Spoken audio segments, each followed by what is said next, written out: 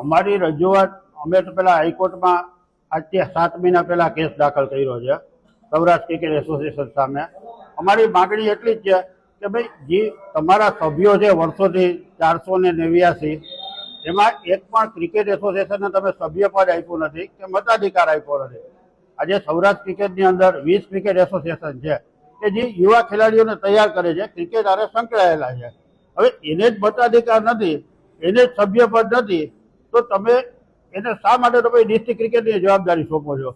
બીસીસીઆઈમાં જે એની નીચેના cricket association state લેવલના છે એ લોકો મતાધિકાર ધરાવે છે અને લોઢા કમિટી અને સુપ્રીમ કોર્ટના આદેશ મુજબ તમારે અમને પણ સભ્યપદ આપવું જોઈએ, તો શા માટે નથી આપતા? તમારા પરિવારના 489 માંથી 126 સભ્યો છે, તો પરિવારવાદ જ હલાવો છે, તો પછી આ સંસ્થા શા કામની? ભરવાનું કારણ તમે પોતે બધા હોશિયાર છો, જાણો છો કે ભાઈ મારી સંસ્થામાં 489 મેમ્બર છે, જે ક્રિકેટ ચલાવે છે એ જ 20 એસોસિએશન મારા સભ્ય નથી, એને મતાધિકાર નથી. તો આનું અર્થઘટન સીધી સરળ ભાષામાં શું થાય કે હું માત્ર પરિવારવાદે ચલાવવા માંગુ છું?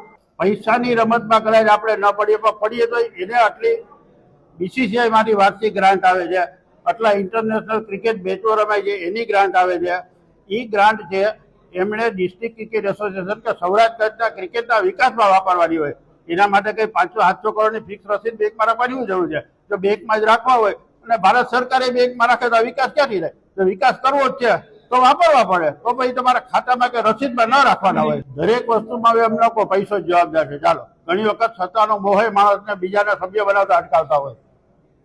દરેક જગ્યાએ પૈસો જ મહત્વનો છે. નાખો એને પૈસાની બાબતમાં આર્થિક રીતે શું કર્યું શું નહીં એની મને કઈ નિસ્બત નથી.